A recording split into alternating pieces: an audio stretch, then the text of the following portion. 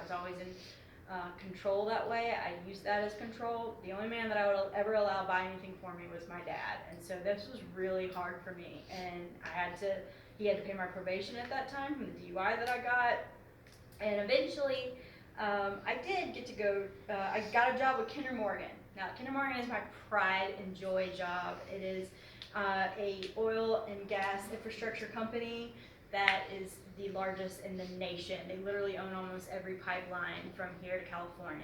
And I was a scheduler. I was in charge of all the ethanol. And it's crazy. Like, this is a huge position. And I just kept getting promotion after promotion. I did excellent at the beginning. I really did. In fact, so well that my last day of going into probation for my DUI that I had gotten previously, I failed for alcohol. And it's crazy because I've been drinking the entire time this was going on. But they just started testing for ETGs. And so she was like, just so you know, you failed for alcohol. You're going to jail today. And I literally fought them that day. I was like, you are not taking me. I was like, the police officer came to me and I shoved him off me. I was like, I was in my suit and my heels and I was like, fuck y'all, you're not taking me. No fucking way. I have work tomorrow. Like, it was just, my brain couldn't click it into reality. And I spent 18 days in Hall County. And yeah, I had to be on work release. That was a lot of shit. So, but because I had been such a good employee at Kinder Morgan, they let me stay. Even after being in jail for 18 days, it was insane. And, but I did have to take drug and alcohol assessments for the past. It was without drug and alcohol assessment, and whatever. During this time, I started planning Greg and I's wedding. And this was really kind of part of the shit that I need to admit. I was cheating on him the whole time with my 18-year-old neighbor, which at one point was actually even 17. I loved his attention. He was the most handsome man I ever met, and Greg deserved better than that. Greg was a good man. He was good to me. He was honest. He was loyal, and he did not deserve that at all. I tried to play it off for a while. I was bad at it. He would find texts every once in a while. Sometimes I'd erase them, sometimes I wouldn't. And eventually, I got married in April of 2018 at my great-grandparents' house. It's my dream wedding. It was the wedding that I planned my whole life. And you could even tell there that my dad was standoffish because he knew that I wasn't happy. Greg was standoffish because he knew that I was already pulling away. And it was my sister's wedding, really, if you really look at it. If you look at the pictures, there's more pictures of me and my sister than there are of me and my husband because we just made it our wedding. And 2 months later, he found me in his bed with the 18-year-old, Caleb. Caleb is, that's the part that's hard for me to admit.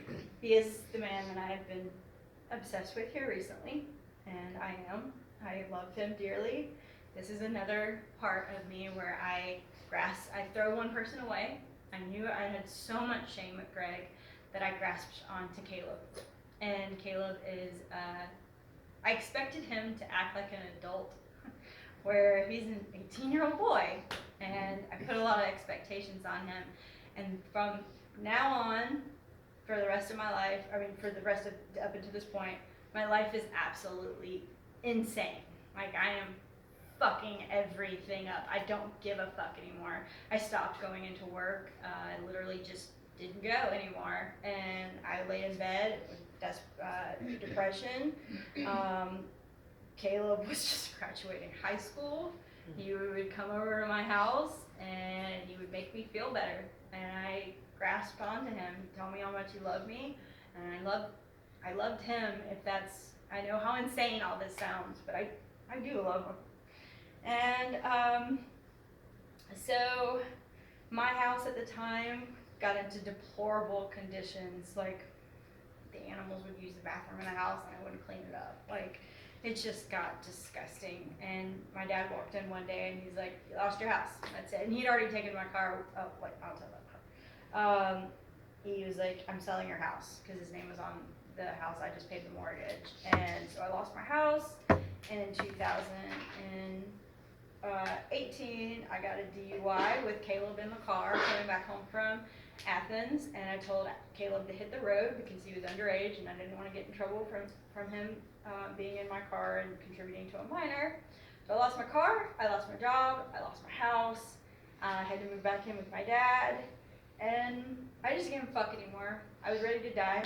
I knew that I wasn't ever going to be able to live the rest of my life without drinking, and I'd be damned if I was going to go back to AA, because I fucking hated AA. My dad had always put it down my throat, and I was like, I'd rather just go to the bitter end and just drink. At least I know alcohol works, and I was ready for that. I was okay. Because I put so much on a freaking child, Caleb, of course, was doing what any 18-year-old does. You know, he was sleeping around, and he was going out with his boys doing drugs, just like I would do at 18, and I was losing my shit. We were in Myrtle Beach in 2019, and he threw my phone off of a 3-story balcony. It was our condo in Myrtle Beach, and I swung on him, and I clocked him in the face, and he called the cops. And so I ended up in J. Rubin jail, which violated my probation from the DUI that I got with them in 2008, and I ended up in Clark County for 8 days. Caleb and I were absolutely toxic for each other. We would move back and forth. We lived with my dad at one point, we lived with his grandmother at one point, and here is a 35-year-old woman with a 19 or 18-year-old trying to make a relationship work, and both of our parents are just like, what the, especially me, like, I've never dated another guy. They're just looking at me like, what the hell is going on? Like, where are you coming from? And I felt shame about it. I wouldn't introduce him to anybody because I knew that other people would be like, okay, cougar. Let's be real. I got a job with a hotel, if y'all are familiar with Graduate Hotel in Athens, and I literally drank at work. I'd never drank at work before, and this was the first time. I drank on the way to work, I drank at work, and they knew that I was drunk, and they asked me to go to a drug test, and I said, fuck y'all, and I left, and I never went back. And that showed me just how bad things had got. So, time? No, but soon. Okay, I'm getting to the end. We're good. You're good. I'm just... Yeah, no, I appreciate it. I asked you to do that. So, it's just another, Caleb and I kept getting in fights over and over again.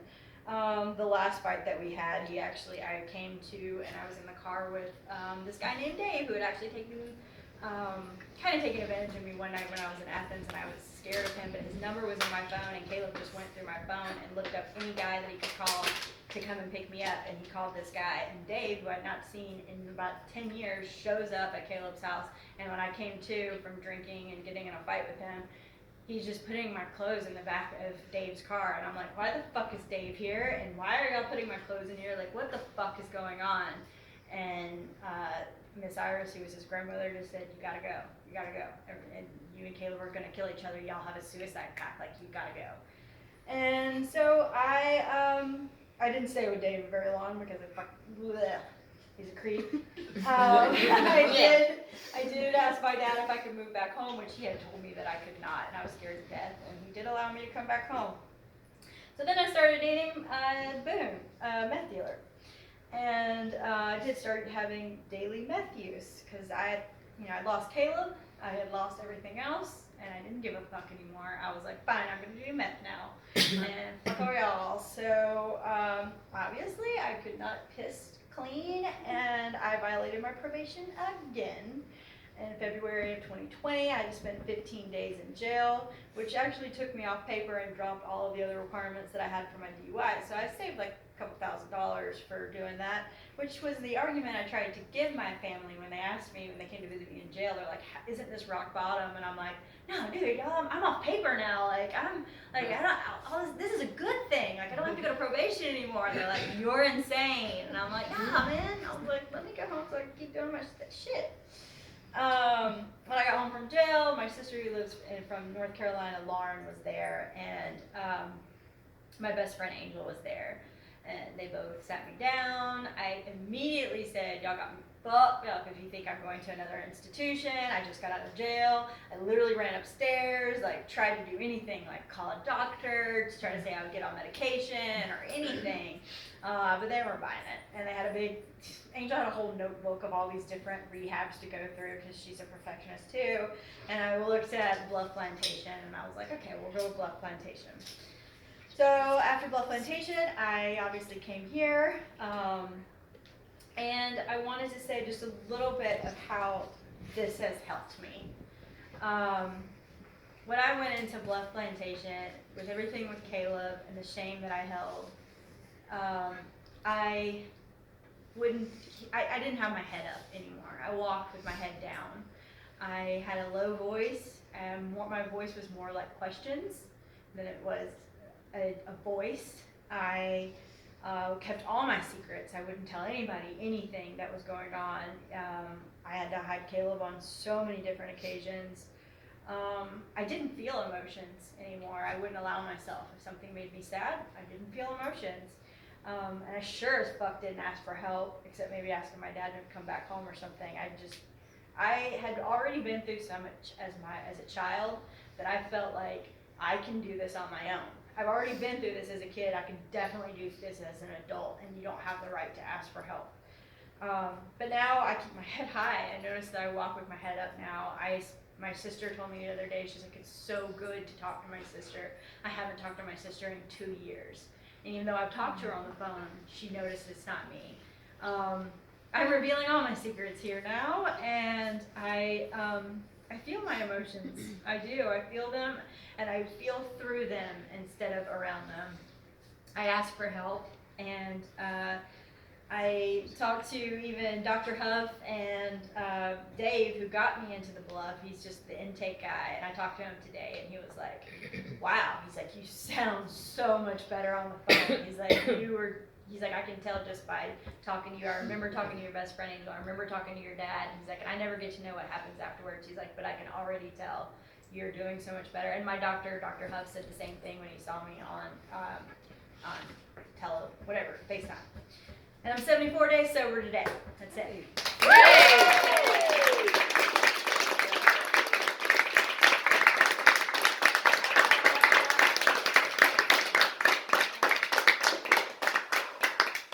Done. That was great. So proud of you. So it is 7:55. So should we take 5 minutes to kind of talk about if anybody relates, or do you just think we should close we that? normally Okay. do that. So let's spend a little bit of time if anyone wants to say anything, or if anyone has anything to relate to your story. Okay. Hi, I'm Hale, now call it. Hi, Hale. I just really wanted to thank you for your vulnerability. I know how hard it is to have secrets and then just let them out there. So thank you so much for choosing us to be vulnerable with. That really means a lot. And I'm really proud of you. And I can relate to a lot of things in your story, especially the using guys. And I too do the thing where I'm like, I'm over you, you're my new person now. So there was a lot that I could relate to in your story, and I'm really proud of you. Thank you, Kayla. Appreciate that. Thanks, Kayla. I'm Savannah, I'm an alcoholic. Hi, Savannah. I'm so proud of you. I remember when you told me about Caleb, and I was like, it's gonna be fine. No one's gonna care. And see, we don't care. Yeah. I am so proud of you, and I related to a lot of it, especially the jumping from guy to guy to guy, or to friendship to friendship to friendship. Like, I still don't have a very close-knit group of people before I came into sobriety, and I know that it was very difficult for you to share. So I'm proud of you, and I love you so much. I love you. Love you, love you. Thanks, man. Savannah, alcoholic. Hey, I'm Savannah. so proud of you. That was amazing. And just like Kayla said, thank you for your vulnerability. I learned from that we are 4 days apart. And I did not realize that. Oh. Yeah, December 31st. And we were at Georgia Southern at the same time.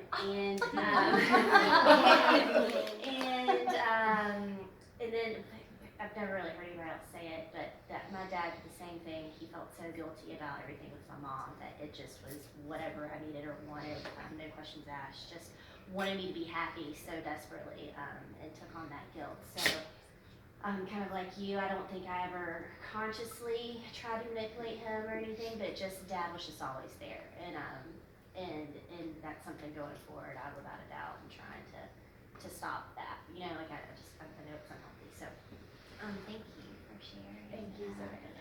I love you too. I'm Belinda, I'm alcoholic. Hey, Belinda. Thank you. I'm like, that was it. I'm guilty of doing something really similar too, so I don't judge. And I can relate to like my dad being like the name like he's a big fish in a small pond like Yes. kind of thing, you know, like very much. yeah, and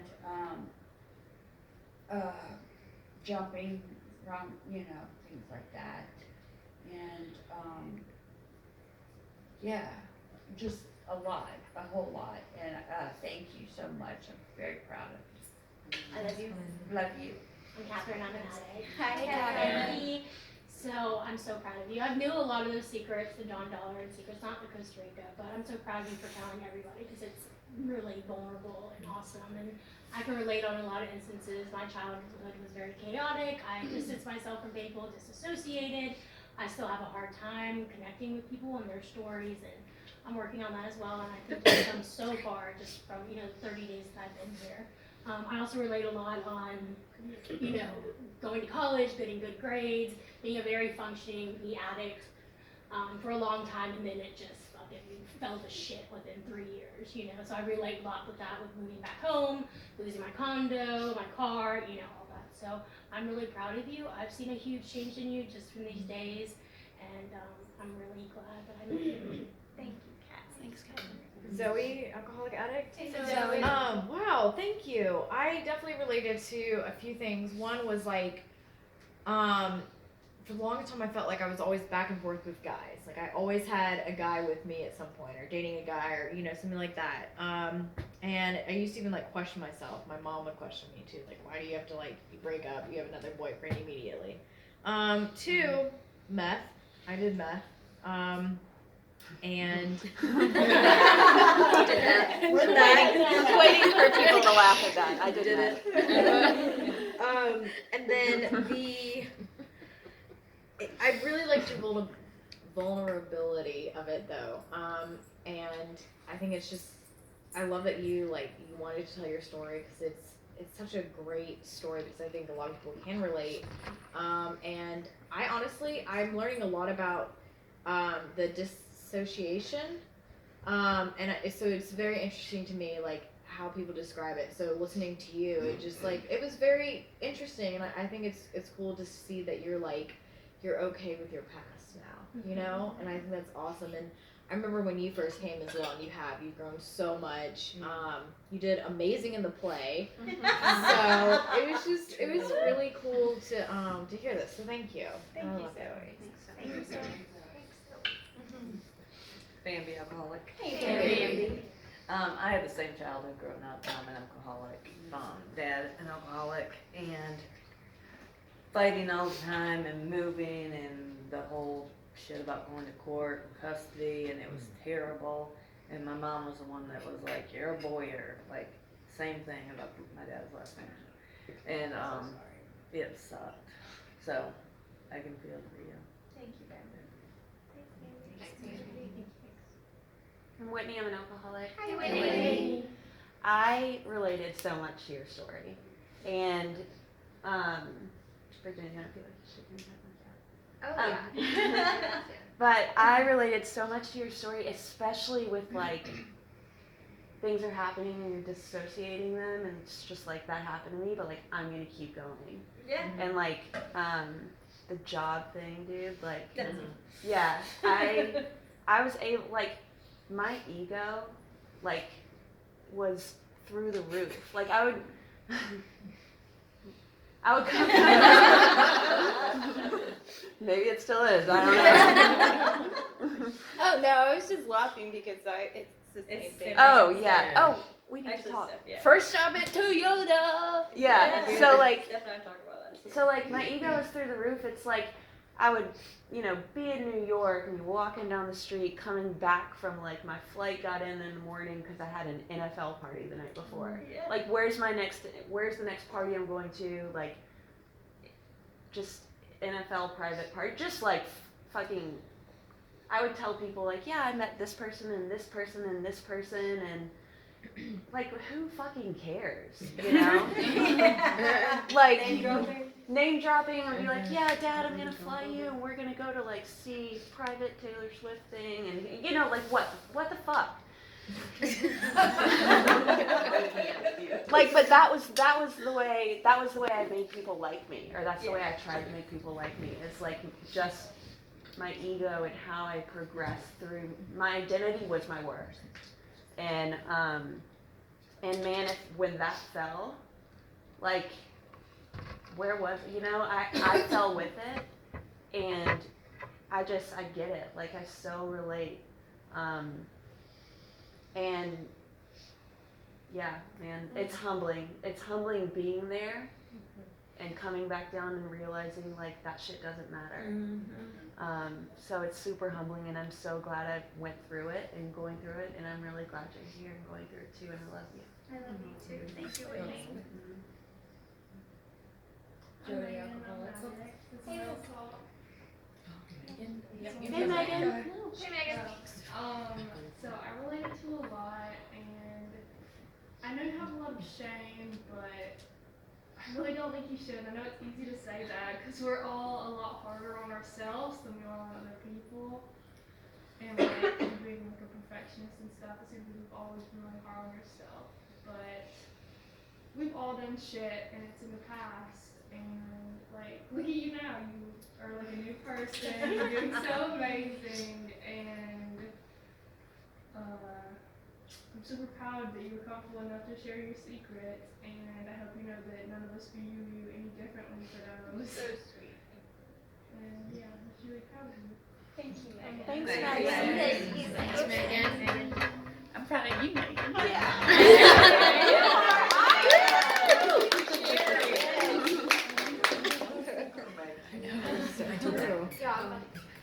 Jody Alcoholics. Hey, Jody. Thank you so much for your story and for vulnerability.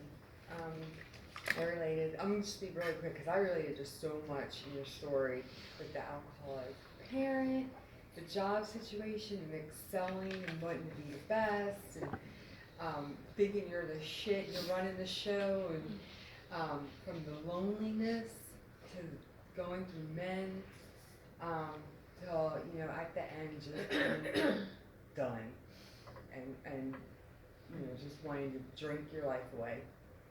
So I relate to so much. So thank you very much for that. Thank you. Thanks, Jody. Jody. Thanks, Jody.